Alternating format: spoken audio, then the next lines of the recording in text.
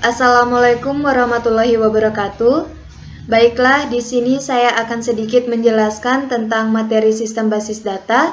Yang pertama yaitu ERD, yang kedua bahasa basis data, dan yang ketiga yaitu normalisasi.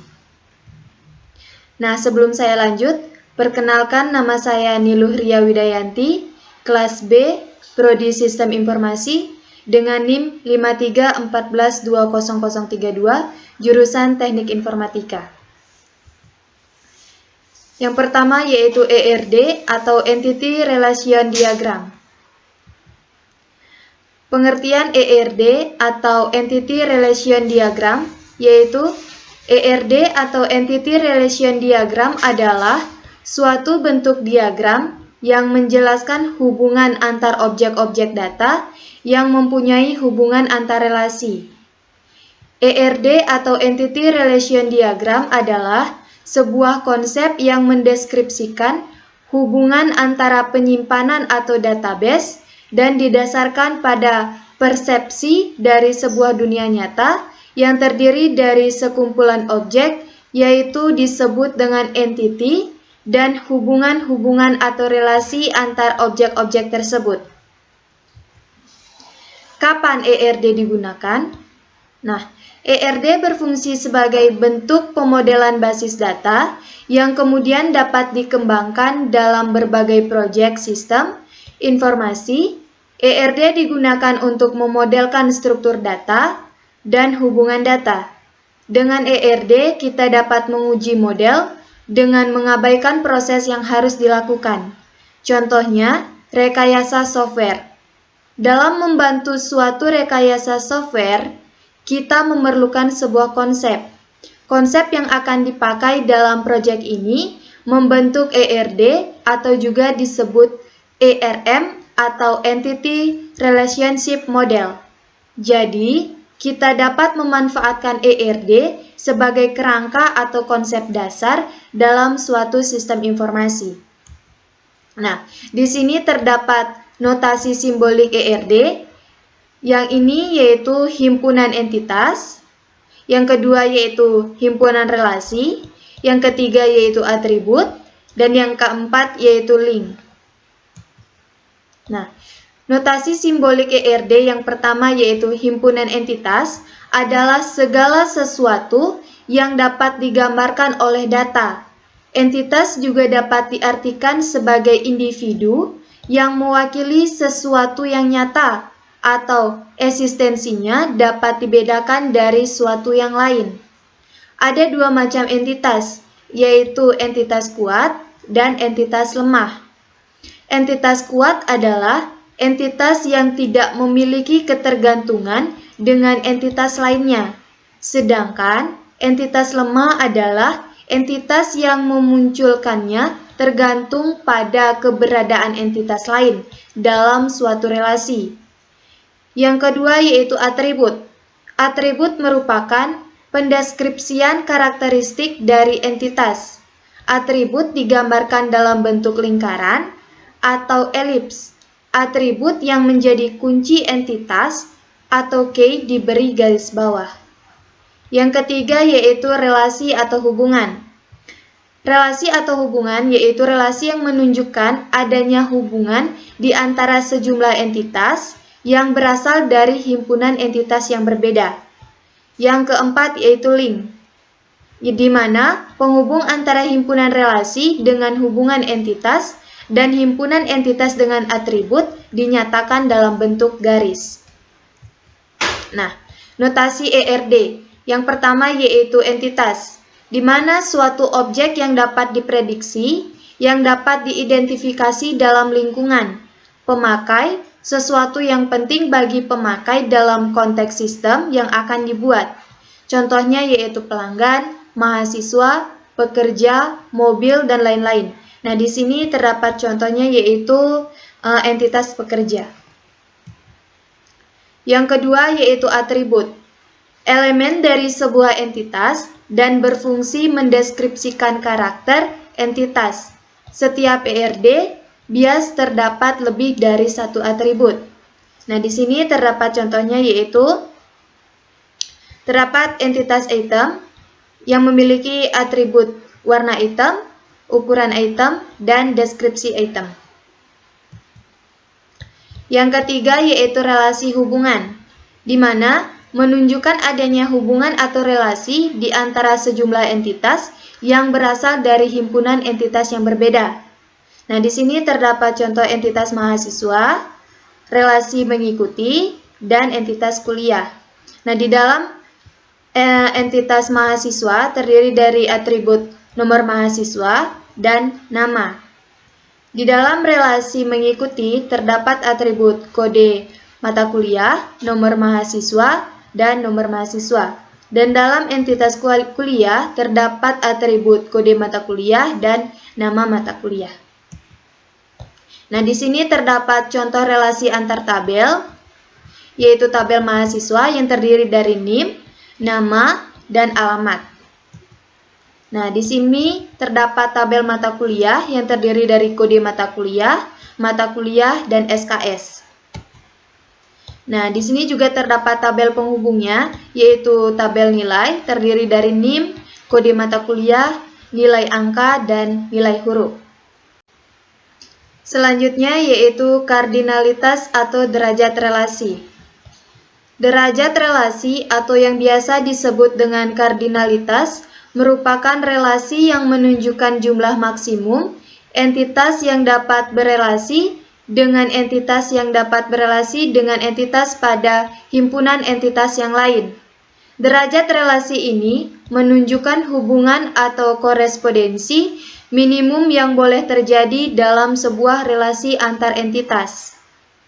Kardinalitas relasi yang terjadi di antara dua himpunan entitas biasa berupa 1 ke 1 atau one to one, 1 ke banyak atau one to many, dan banyak ke banyak atau many to many. Selanjutnya yaitu jenis hubungan. Yang pertama yaitu 1 ke 1 atau one to one. Entitas pada himpunan entitas A berhubungan dengan paling banyak satu entitas pada himpunan entitas B, dan begitu juga sebaliknya. Setiap entitas B pada himpunan entitas B berhubungan paling banyak satu entitas pada himpunan entitas A. Nah, di sini terdapat contohnya yaitu supir, penugasan, dan mobil. Yang kedua yaitu 1 ke banyak atau one to many, di mana setiap entitas pada himpunan entitas A dapat berhubungan dengan banyak entitas pada himpunan entitas B, dan tidak sebaliknya, di mana setiap entitas pada himpunan B berhubungan dengan paling banyak satu entitas pada himpunan entitas A. Nah, di sini terdapat contohnya. Yang ketiga yaitu banyak ke satu atau many to one, di mana setiap entitas pada himpunan entitas A berhubungan dengan paling banyak satu entitas pada himpunan entitas B, dan tidak sebaliknya, di mana setiap entitas pada himpunan entitas B dapat berhubungan dengan banyak entitas A. Yang keempat yaitu banyak ke banyak, di mana setiap entitas pada himpunan entitas A dapat berhubungan dengan banyak entitas pada himpunan entitas B, dan sebaliknya, di mana setiap entitas pada himpunan entitas B dapat berhubungan dengan banyak entitas pada himpunan entitas A. Nah, di sini terdapat contohnya, yaitu siswa, kuliah, dan jurusan. Selanjutnya yaitu simbol kardinalitas ERD. Yang pertama yaitu one to one, ini simbolnya. Yang kedua yaitu one to many, ini simbolnya. Dan yang ketiga yaitu many to many, ini simbolnya.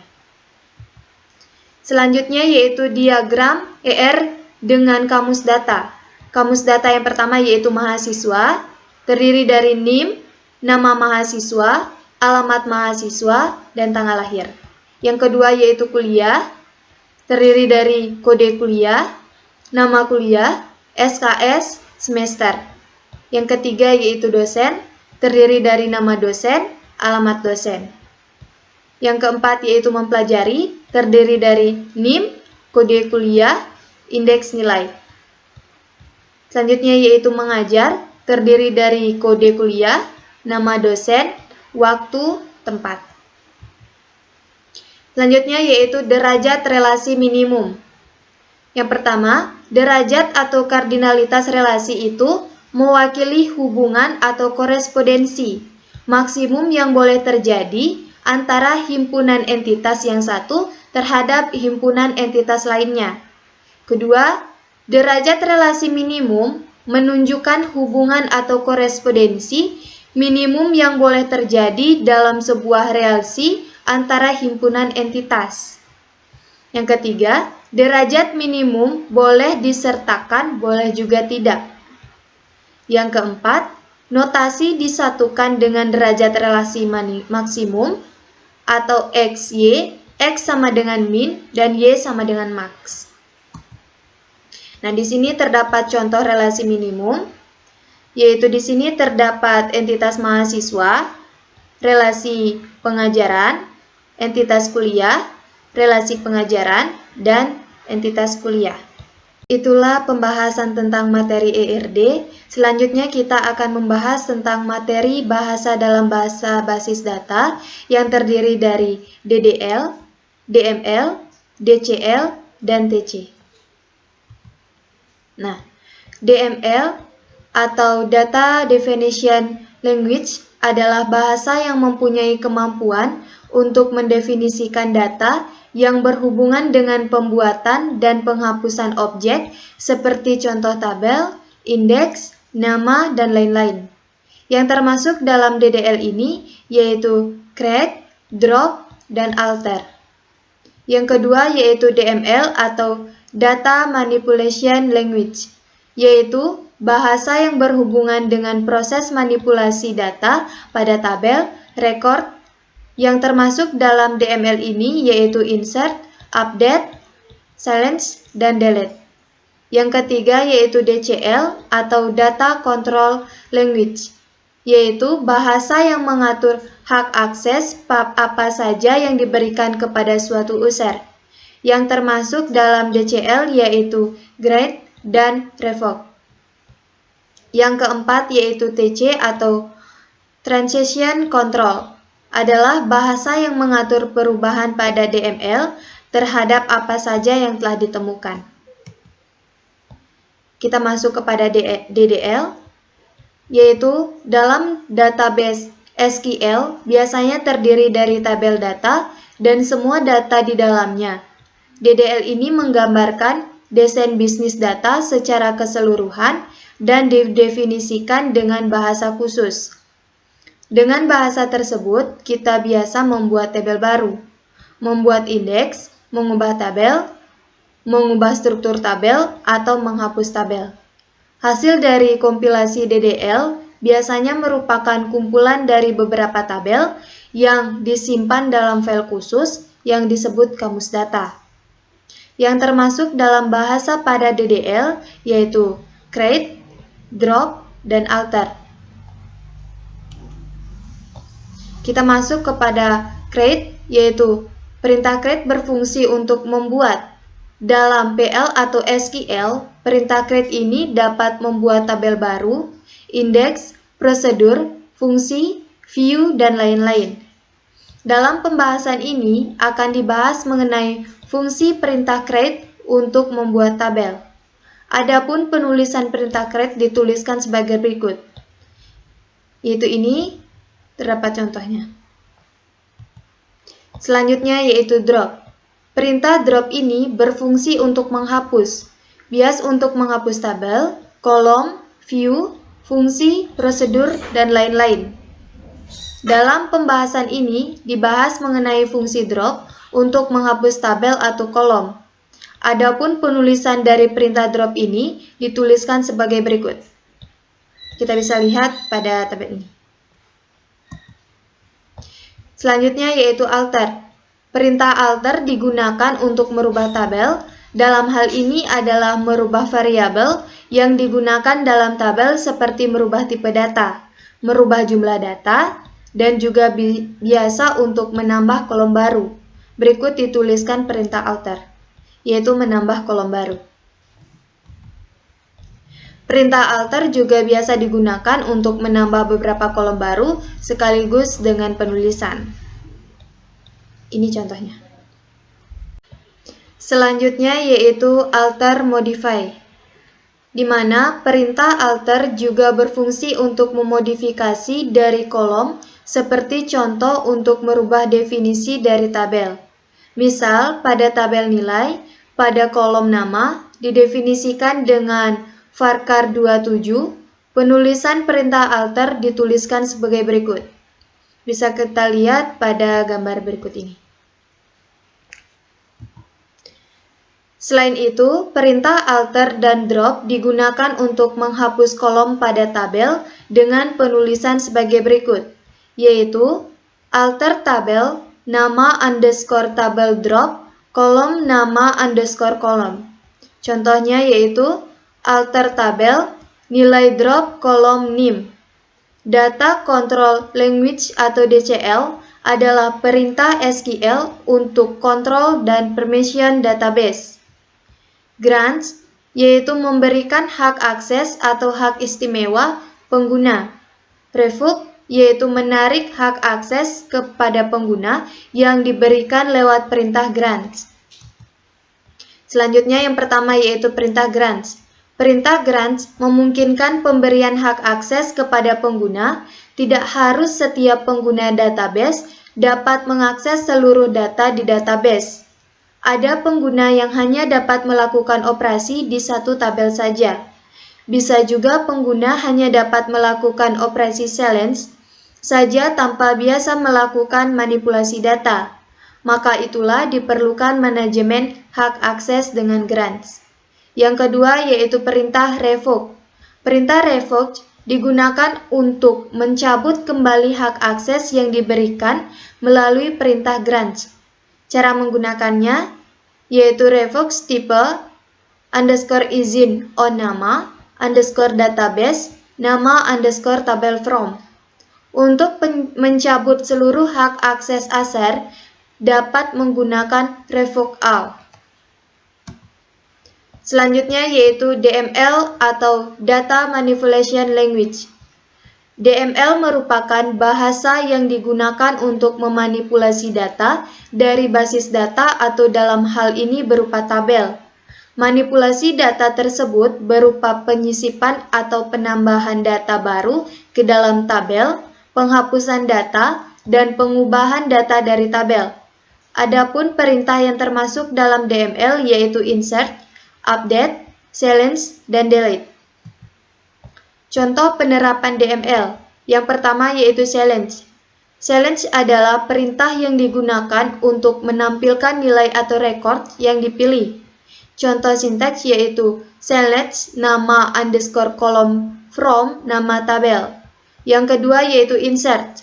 Perintah ini digunakan untuk menyisipkan atau memasukkan data baru ke dalam tabel. Penggunaannya setelah database dan tabel selesai dibuat. Contoh insert yaitu insert into nama underscore tabel values. Yang ketiga yaitu update, di mana berfungsi untuk merubah record atau nilai di dalam satu kolom. Contoh sintaksnya yaitu update nama underscore tabel, di mana set nama underscore kolom sama dengan records underscore baru, where nama underscore kolom sama dengan records underscore lama. Yang keempat yaitu delete, di mana delete merupakan menghapus records atau nilai di dalam suatu kolom pada tabel tertentu. Contoh sintaksnya yaitu delete nama underscore kolom from nama tabel where kondisi. Selanjutnya yaitu TCL atau Transaction Control Language. TCL adalah perintah yang berurusan dengan transaksi dalam database. Melakukan sebuah query untuk transaksi dalam sebuah logika database. Perintah TCL antara lain, commit yaitu menyimpan transaksi secara permanen, rollback mengembalikan database ke bentuk awal atau commit terakhir. Contoh penerapan TCL. Yang pertama yaitu perintah commit, yaitu perintah commit digunakan untuk menyimpan transaksi secara permanen di database. Saat melakukan perintah DML seperti insert, update, delete, transaksi sebenarnya belum dilakukan secara permanen. Artinya, operasi tersebut masih biasa di rollback atau dibatalkan. Jika ingin menyimpan transaksi sehingga tidak dapat rollback, kita digunakan perintah commit. Kapan perintah commit dibutuhkan? Dalam suatu rangkaian operasi data, jika ada satu atau lebih operasi yang mengalami kegagalan, maka kita mengembalikan seperti ke bentuk semula. Jika tidak ada kesalahan, maka seluruh rangkaian pernyataan akan di-commit untuk menyimpan transaksi secara permanen. Yang kedua yaitu perintah rollback. Perintah rollback digunakan untuk mengembalikan database ke bentuk awal atau commits, dan rollback saling berkaitan. Selanjutnya, kapan perintah rollback dibutuhkan? Dalam suatu rangkaian operasi data, jika ada satu atau lebih operasi yang mengalami kegagalan, maka kita dapat mengembalikan seperti ke bentuk semula menggunakan perintah rollback. Itulah tadi materi tentang bahasa basis data. Sekarang kita akan masuk ke dalam materi normalisasi. Apa sih itu normalisasi? Normalisasi adalah salah satu teknik di dalam merancang database. Normalisasi adalah cara pendekatan dalam membangun desain logika basis data relasional yang tidak secara langsung berkaitan dengan model data, tetapi dengan menerapkan sejumlah aturan dan kriteria standar untuk menghasilkan struktur tabel yang normal. Dengan kata lain, normalisasi dapat kita artikan sebagai proses mengelompokkan data elemen menjadi tabel-tabel yang menunjukkan entiti dan relasinya. Normalisasi adalah proses penyusunan tabel-tabel yang tidak redundan atau double, yang dapat menyebabkan anomali pada saat terjadi operasi manipulasi data seperti tambah, hapus, dan ubah.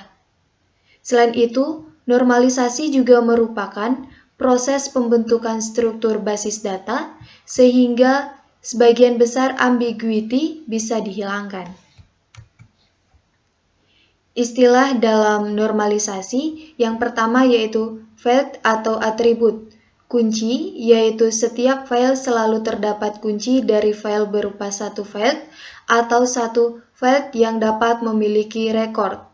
Yang kedua, kandidat key yaitu kumpulan atribut minimal yang secara unik mengidentifikasi sebuah baris fungsinya sebagai calon primary key.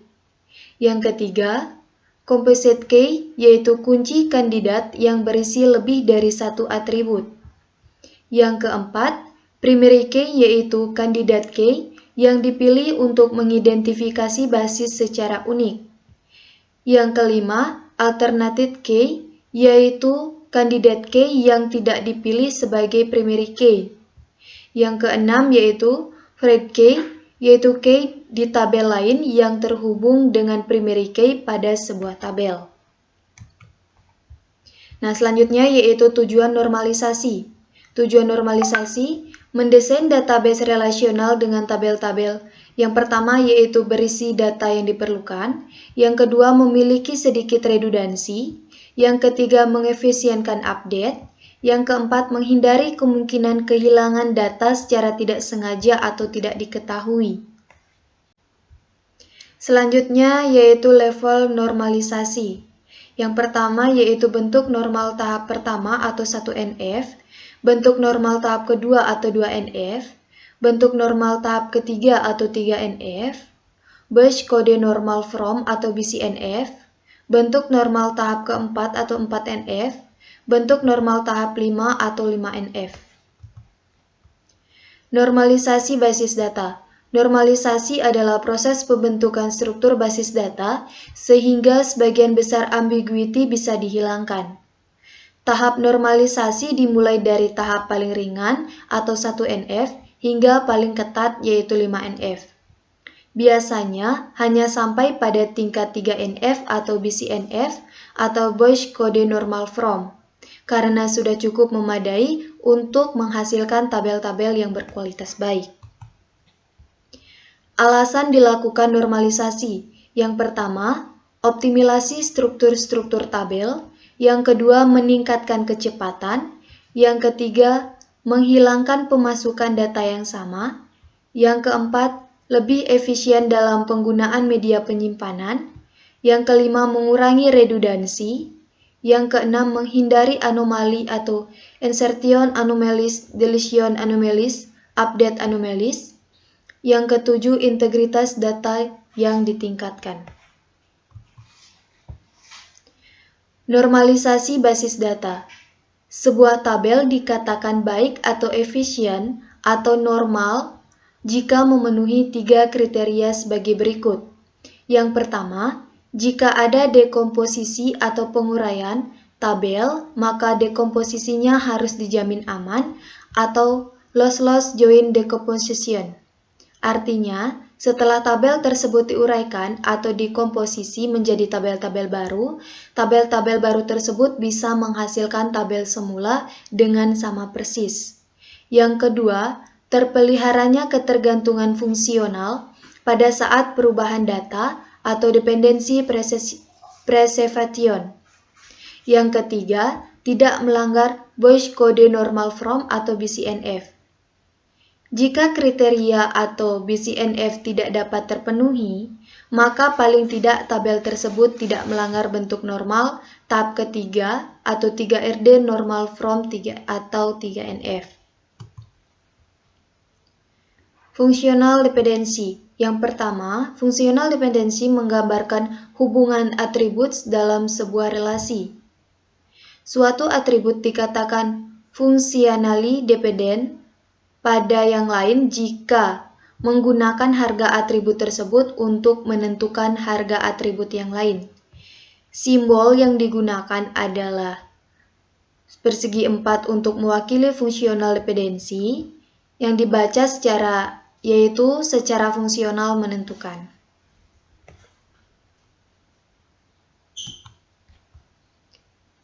Fungsional dependensi.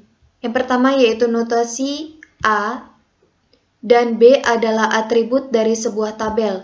Berarti secara fungsional, A menentukan B atau B bergantung pada A. Jika dan hanya jika ada dua baris data dengan nilai A yang sama, maka nilai B juga sama. Yang kedua, notasi A adalah kebalikan dari notasi B sebelumnya. Bentuk normal pertama atau first normal form atau 1NF tidak diperbolehkan adanya atribut yang bernilai banyak atau multi-valid atribut. Atribut komposit atau kombinasi dari keduanya. Jadi, harga domain atribut harus merupakan harga atomik. Bentuk normal kedua atau second normal form 2NF. Yang pertama yaitu bentuk normal 2NF terpenuhi dalam sebuah tabel jika telah memenuhi bentuk 1NF dan semua atribut selain primary key secara utuh memiliki fungsional dependensi pada primary key. Yang kedua, sebuah tabel tidak memenuhi 2NF jika ada atribut yang ketergantungan atau fungsional dependensi hanya bersifat parsial saja atau hanya tergantung pada sebagian dari primary key. Yang ketiga, jika terdapat atribut yang tidak memiliki ketergantungan terhadap primary key, maka atribut tersebut harus dipindah atau dihilangkan.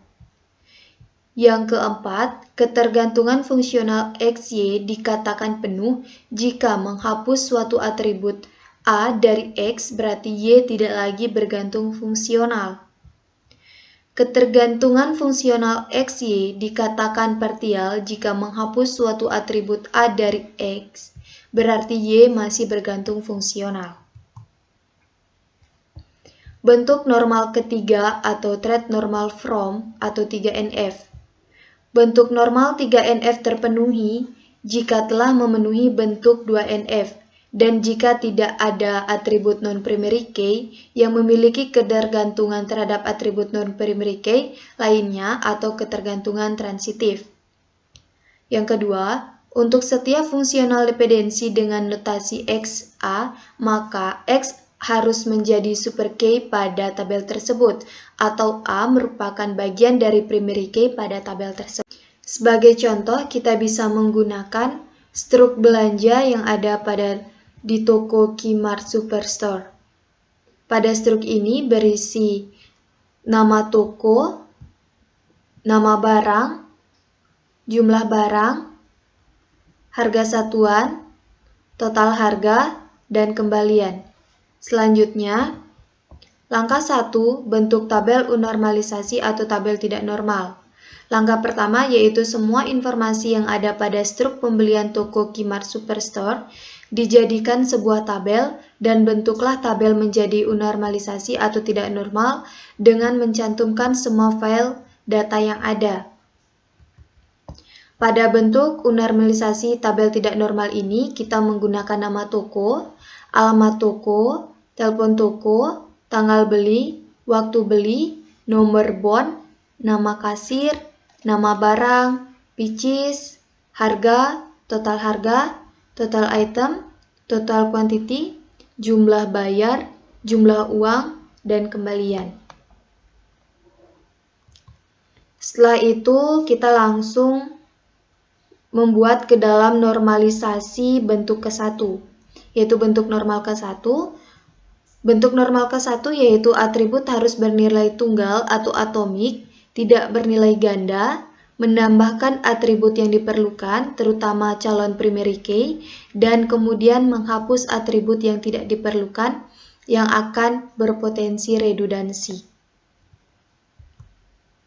Pada bentuk normal ke-1 atau 1NF ini, kita menggunakan nama toko, alamat toko, telepon toko, tanggal beli, waktu beli, nomor bon, nama kasir, nama barang, purchase, harga, total item, total quantity, jumlah bayar, jumlah uang, dan kembalian.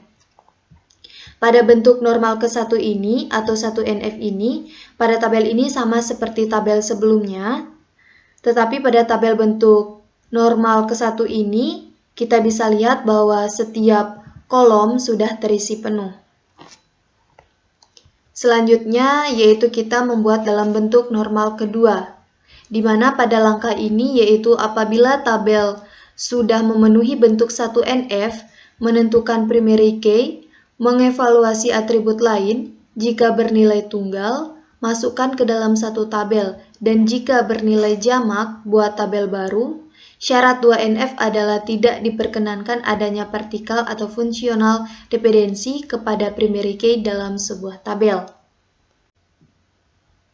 Nah, pada bentuk normal kedua ini atau 2NF ini, terdapat tabel toko, terdapat tabel bon, terdapat tabel barang, terdapat tabel beli, dan terdapat tabel kasir. Pada tabel toko, terdapat primary key nama toko. Pada tabel bon, terdapat primary key nomor bon, dan pada foreign key terdapat nama toko, nama barang, tanggal beli, nama kasir. Pada tabel beli, terdapat primary key nama barang. Pada tabel beli, terdapat primary key tanggal beli, dan pada tabel kasir, terdapat primary key nama kasir. Nah, pada bentuk normal kedua ini atau 2NF ini, terdapat adanya normalisasi antar tabel, yaitu pada tabel toko, nama barang memberikan relasi kepada foreign key nama barang pada tabel bon. Pada tabel barang, primary key nama barang memberikan relasi kepada foreign key tanggal beli pada tabel bon. Dan pada tabel beli, pada primary key tanggal beli memberikan relasi kepada foreign key tanggal beli pada tabel bon. Dan pada tabel kasir, pada primary key nama kasir memberikan relasi kepada foreign key pada tabel bon. Selanjutnya yaitu bentuk normal ketiga. Selanjutnya pada langkah ini adalah bentuk normal ketiga atau 3NF, yakni dengan menghilangkan vert yang bergantung transitif dan membentuk relasi dengan menentukan foreign key. Nah, pada bentuk normal ketiga atau 3NF ini terdapat tabel toko, terdapat tabel bon, terdapat tabel beli, terdapat tabel barang, dan terdapat tabel transaksi dan terdapat tabel kasir. Pada tabel toko, terdapat primary key, nama toko. Pada tabel bond terdapat primary key nomor bond. Dan pada foreign key terdapat nama toko, tanggal beli, nama kasir. Pada primary key tabel beli terdapat primary key tanggal beli. Pada tabel kasir terdapat primary key nama barang. Pada tabel transaksi terdapat primary key nomor bond. Dan pada tabel kasir terdapat primary key nama kasir. Nah, pada bentuk normal ketiga atau 3NF ini terdapat adanya normalisasi antar tabel, yaitu pada tabel toko dengan primary key nama toko memberikan relasi kepada foreign key nama toko pada tabel bond. Dan pada tabel bond dengan primary key nomor bond memberikan relasi kepada tabel transaksi yaitu nomor bond. Dan pada tabel barang dengan primary key nama barang memberikan relasi kepada foreign key nama barang. Dan pada tabel kasir dengan primary key nama kasir memberikan relasi kepada foreign key nama kasir pada tabel bond. Selanjutnya yaitu hubungan relasi antar tabel, yaitu toko memberikan relasi kepada kasir, kasir memberikan relasi kepada bond, bond memberikan relasi kepada transaksi, transaksi memberikan relasi kepada barang. Itulah rangkuman materi dari saya. Bila ada kata-kata atau ucapan saya yang salah, mohon maaf. Saya tutup dengan wassalamualaikum warahmatullahi wabarakatuh dan terima kasih.